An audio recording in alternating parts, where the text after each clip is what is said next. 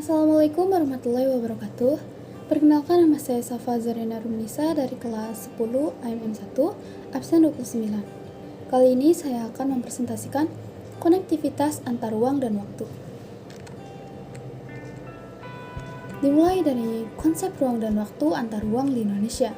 Yang pertama adalah pengertiannya. Ruang adalah tempat di permukaan bumi, secara keseluruhan maupun sebagian, yang digunakan oleh makhluk hidup untuk tinggal. Setiap ruang memiliki karakteristik masing-masing seperti tanah, batuan, dan sebagainya. Interaksi antar ruang merupakan proses timbal balik yang berpengaruh terhadap tingkah laku baik langsung maupun tidak langsung. Interaksi antar ruang disebut juga mobilitas penduduk, yaitu manusia, informasi yaitu komunikasi, dan barang yaitu transportasi. Kemudian, kondisi yang diperlukan dalam interaksi antar ruang ada 3, yaitu yang pertama adalah saling melengkapi atau complementary, kemudian yang kedua adalah kesempatan antara atau interfering opportunity, dan yang ketiga adalah keadaan dapat diserahkan atau dipindahkan, yaitu transferability.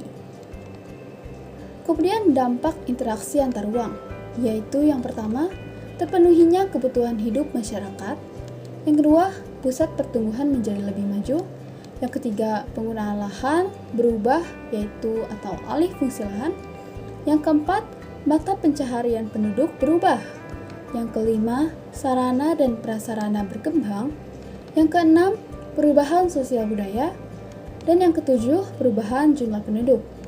Dan ini adalah salah satu gambar contoh dari kondisi yang pertama, yaitu komplementari atau saling melengkapi. Selanjutnya adalah pengaruh perubahan ruang dan interaksi antar ruang di benua Asia dan benua lainnya. Interaksi keruangan adalah konsep yang memberikan gambaran mengenai adanya kondisi saling mempengaruhi dan ketergantungan antar komponen ruang muka bumi, baik antara faktor alami, faktor alam dengan manusia, alam dengan kondisi sosial budaya, maupun antar faktor sosial. Di Asia, perubahan antar ruang terlihat dari alih fungsi lahan. Banyak daerah di Asia berubah menjadi perkotaan. Perubahan tersebut mendorong terjadinya interaksi antar ruang dalam bentuk perpindahan penduduk dari desa ke kota.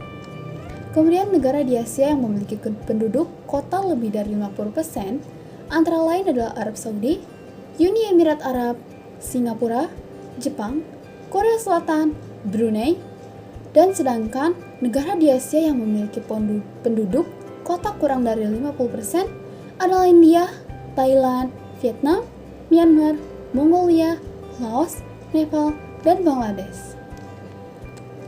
Kemudian, dampak positif dan dampak negatif. Yang pertama kita bahas dampak di kota. Dari dampak positifnya di kota, tercukupinya kebutuhan pangan bagi penduduk kota, dan dampak negatif di kota ialah meningkatnya pengangguran dan penduduk miskin. Sedangkan dampak di desa, dari dampak positifnya, makin meningkatnya produktivitas, pertanian, dan adanya teknologi tepat guna atau cara bertani yang lebih maju.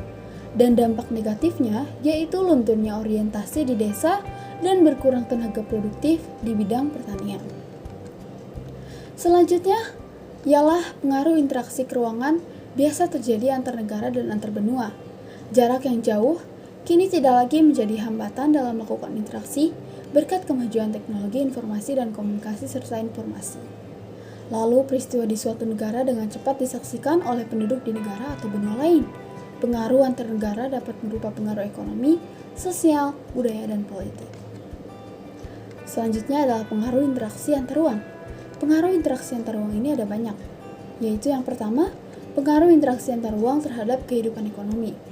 Interaksi antar ruang terjadi karena adanya kebutuhan, yang salah satunya adalah kebutuhan akan barang dan jasa yang tidak mampu diproduksi oleh suatu negara.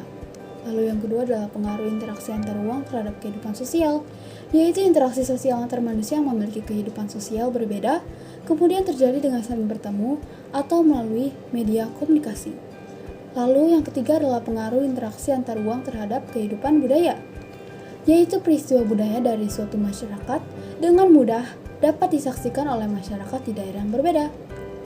Lalu selanjutnya yang keempat adalah pengaruh interaksi antar ruang terhadap kehidupan politik.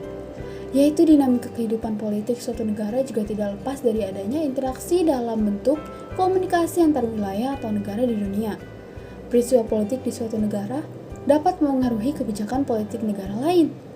Lalu yang terakhir, yang kelima, yaitu pengaruh interaksi antar ruang terhadap bidang pendidikan. Tujuannya adalah untuk meningkatkan kualitas sumber daya manusia di negara-negara berkembang. Sekian presentasi dari saya. Terima kasih. Maaf apabila ada kekurangan dari presentasi saya mengenai konektivitas antar ruang dan waktu ini. Saya pamit undur diri. Wassalamualaikum warahmatullahi wabarakatuh.